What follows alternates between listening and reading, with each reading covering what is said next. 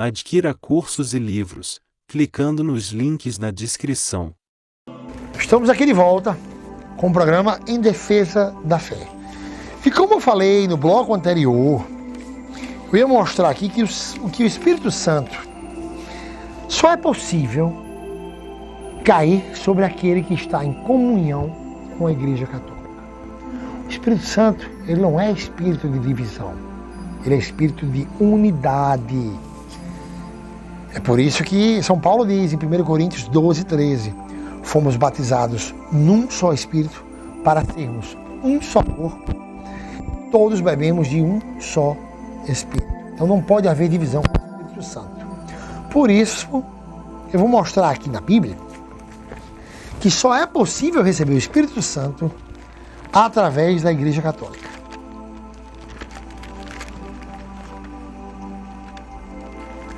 Lá no livro de Atos, a igreja primitiva, o livro de Atos, ele é uma aula para a gente ver como a Igreja Católica começou. Vamos ver. Em Atos 10, Cornélio fala diretamente com o anjo do céu. Olha que Cornélio era um homem de oração, um homem caridoso, um homem religioso, mas ele não tinha o Espírito Santo ainda. Olha que homem interessante. Um homem com 1000 virtudes, mas não tinha o Espírito Santo. Lá em Atos 10, versículo 3, Cornélio fala com o anjo do céu. Cerca da 9ª hora do dia, o anjo do Senhor, entrando em sua casa e chamando-o, Cornélio, fixando os olhos nele, cheio de temor, perguntou-lhe, que há, Senhor? E o anjo lhe disse, tuas orações e tuas esmolas subiram até a presença de Deus, e ele se lembrou de ti. Então Cornélio falou diretamente com o anjo do céu, mas não recebeu o Espírito Santo. Sabe por quê? Nem o anjo do céu pode passar o Espírito Santo. A pessoa tem que estar em comunhão com a igreja. Cornélio recebeu depois o Espírito Santo, mas somente quando entrou em comunhão com a igreja. Está lá em Atos 10, 44. Pedro estava ainda falando essas coisas quando o Espírito Santo desceu sobre todos os que ouviam a palavra. Você vê que Cornélio falou diretamente com o anjo, mas só recebeu o Espírito Santo aqui. O anjo mandou ele procurar a igreja. Incrível isso. Se vocês lerem bem detalhadamente em Atos 10, perfeito. Nem falando com o anjo do céu. Alguém pode chegar e me dizer, mas se Deus quiser, ele pode fazer o Espírito Santo descer sobre uma pessoa e a pessoa receber o Espírito Santo. Negativo. Deus não faria isso em hipótese alguma, porque Deus não é Deus de confusão. É necessário que a pessoa esteja em comunhão com a igreja. Vamos provar que nem Deus faria isso? Vamos lá. Em Atos 9, Paulo falou diretamente com Deus e não recebeu o Espírito Santo. Só lá na frente que ele recebeu o Espírito Santo, quando entrou em comunhão com a igreja e recebeu a imposição de mãos, a crisma. Vamos lá? Atos 9, versículo 3 até o 5. Estando ele em viagem e aproximando-se de Damasco, subitamente uma luz vinda do céu o envolveu de claridade. Caindo por terra, ouviu uma voz que dizia, Saul, Saul, por que me persegues? Ele perguntou, quem és, Senhor? E a resposta, eu sou Jesus, a quem tu persegues. E logo no versículo 6, Jesus manda ele ir para a cidade, para se encontrar com a igreja. Olha que interessante. Nem falando diretamente com Jesus, que é o próprio Deus vivo, ele pôde receber o Espírito Santo. Vamos ver aqui quando é que Paulo recebe o Espírito Santo.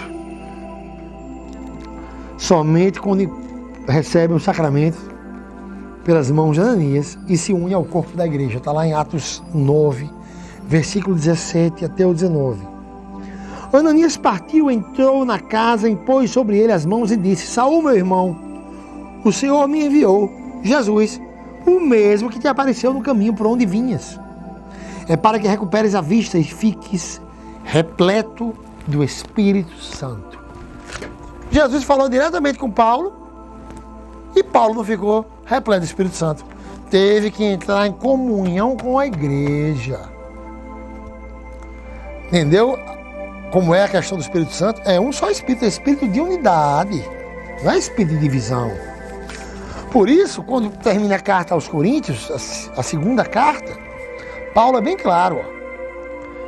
Paulo, ao se despedir, em 2 Coríntios 13, 14, diz: a graça do Senhor Jesus Cristo, o amor de Deus e a comunhão do Espírito Santo seja com todos vós. Amém. Um pouquinho antes, Paulo diz que o corpo é templo e morada do Espírito Santo. 1 Coríntios 6, 19. Ele dizendo aos Coríntios, né?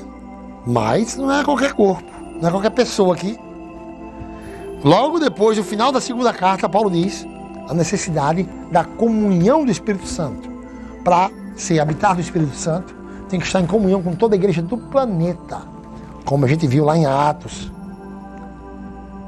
Então é impossível, eu digo a vocês, segundo as Escrituras, é impossível não católico habitar do Espírito Santo. Muitos podem ser católicos de fachada e não serem habitados do Espírito Santo. Mas não ser católico e ser habitado do Espírito Santo é impossível. Paulo é bem claro. Fomos batizados num só Espírito para sermos um só corpo. Todos bebemos de um só Espírito. É necessária a unidade. Quando Jesus, na oração ao Pai de João 17, ele diz: para que todos sejam perfeitos na unidade, para que todos sejam um, como eu e tu, Pai, somos um. A unidade é necessária. O sacramento da crisma, ele lhe torna uno com o corpo. Então, vamos ver aqui. Quando Paulo se despede dos Coríntios, ele diz: a graça do Senhor Jesus Cristo, o amor de Deus e a comunhão do Espírito Santo. O protestantismo inventou um tal de sola gratia, que só a graça bastava. Não sabem eles que a graça só é possível em comunhão com a Igreja Católica. Paulo fala da graça aqui, mas logo depois diz comunhão do Espírito Santo. Não pode estar na graça estando separado do corpo, isso é impossível. Vamos entender essa questão. A graça. Graça no Velho Testamento é um termo hebraico chamado hasen. Tinha significados aleatórios, como bondade, justiça. No Novo Testamento, o termo graça vem do grego charis, né? Daí que surge a palavra carisma. O charis quer dizer as mesmas coisas que o termo hebraico hasen significava: bondade, justiça, mas com uma diferença. No Novo Testamento, o termo charis, ele significa também dom gratuito. É por isso que às vezes as pessoas acham que a graça é a mesma do Velho Testamento e a do Novo. Não. A graça do Novo Testamento, ela veio com Jesus Cristo. Está lá em João 1, no começo da carta. Veio com Jesus Cristo, ele passou somente para a igreja apostólica e somente através da igreja é possível estar nessa graça. Eu vou provar item por item. Vou provar que ela veio por Jesus Cristo. Vou provar que ele passou esse Espírito Santo, esse Espírito da graça, somente para a igreja dele, que ele fundou, e que para estar nessa graça tem que estar em comunhão com a igreja. Está ali, ó, João 1, 17. Porque a lei foi dada por meio de Moisés. A graça e a verdade vieram por Jesus Cristo. Então, essa graça aqui, ela vem a partir do Novo Testamento, a partir do Verbo encarnado. Jesus Cristo passou esse Espírito Santo, esse Espírito da graça, somente para seus apóstolos, mais para ninguém. Está lá em João 20.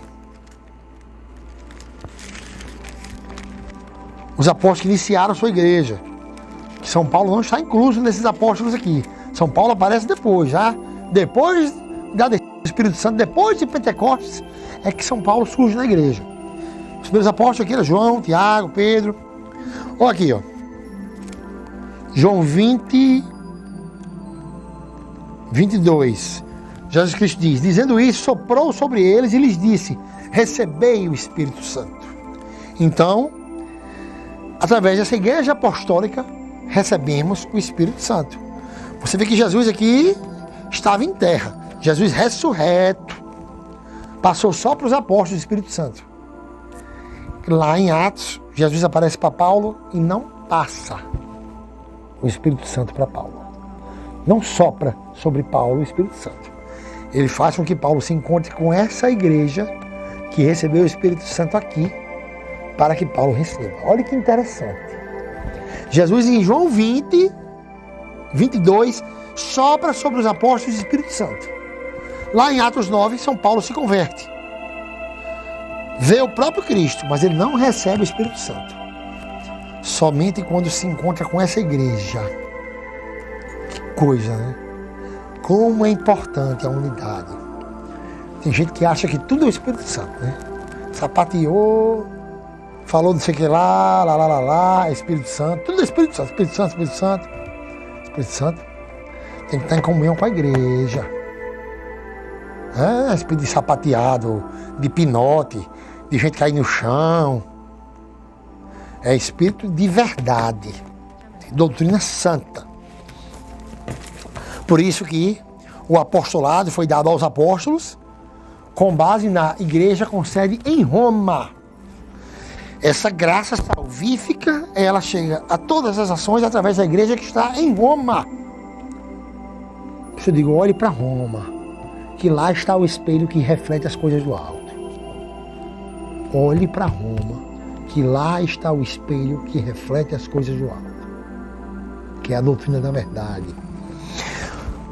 É Roma que é a base de toda a igreja gentílica, de todo o planeta cristão. Por isso que Paulo diz aos romanos, na primeira pessoa do plural, se referindo a ele e à igreja romana. Paulo diz em Romanos 1,5, e do qual temos recebido a graça. Temos recebido a graça. Ele não diz que todo mundo recebeu a graça. Que a graça sai sendo jogada de apoio assim, para todo mundo. Né? Eles temos recebido a graça e o apostolado a fim de levar em seu nome todas as nações pagãs à obediência da fé. Por isso só existe uma fé, a fé romana. Paulo diz em Romanos 1,8 que é a fé de Roma que será proclamada mundialmente. Espírito Santo, a graça, a gente conhece o sacramento da crisma, que a gente se torna uno com a igreja de Deus, professa a nossa fé. A crisma que está imergido no Espírito Santo da promessa. Lá em Efésios 1,13, depois de ter ouvido a palavra da verdade, o evangelho de vossa salvação, no qual tendes crido, fostes selados com o Espírito Santo. Então, minha gente, o programa Em Defesa da Fé vai terminando. E o convite que eu fiz no começo do programa, eu quero dizer que está de pé, que a gente vai rezar para que esse debate aconteça. Que eu tenho maior satisfação em poder debater com o senhor Malafaia, o senhor Edir Macedo, um debate bíblico apenas, né? Porque geralmente quando eu debato com um protestante e começa a provar tudo na Bíblia, eles começam com ataques pessoais e tudo, é tão desagradável, né? Eu queria um debate só bíblico. Eles não pregaram a sola escritura? A igreja crê na escritura interpretada pela tradição. Mas mesmo se fosse solo escritura, a solo escritura está de acordo com a igreja católica. Então, eu queria que esse debate fosse aceito. Que não é um desafio, é um convite amigável para mostrarmos a sã doutrina do Evangelho do Deus bendito. Esse que foi passado durante 2000 anos através da Igreja Católica, Apostólica e Romana. Eu queria mostrar o livro, já está nas bancas, o livro Um Filho em Defesa da Mãe, filho provando os dogmas marianos e refutando todos os ataques que foram feitos a Nossa Senhora. O livro está à venda na Banca do Tota, ali na Banca Cidade do Sol, na Afonso Pena, bem próximo ao CCAB. Está à venda também na loja Jerusalém Artigos Religiosos. E em qualquer cidade do Brasil, você pode encontrar uma loja católica ou pedir pelo site da editora, que chega rapidamente em casa, pelo site www.martiria.com.br. O livro Um Filho em Defesa da Mãe. Então, semana que vem estaremos aqui de novo com o programa Em Defesa da Fé, defendendo a fé católica, apostólica e romana, a única fé deixada por nosso Senhor Jesus Cristo. Até a semana que vem.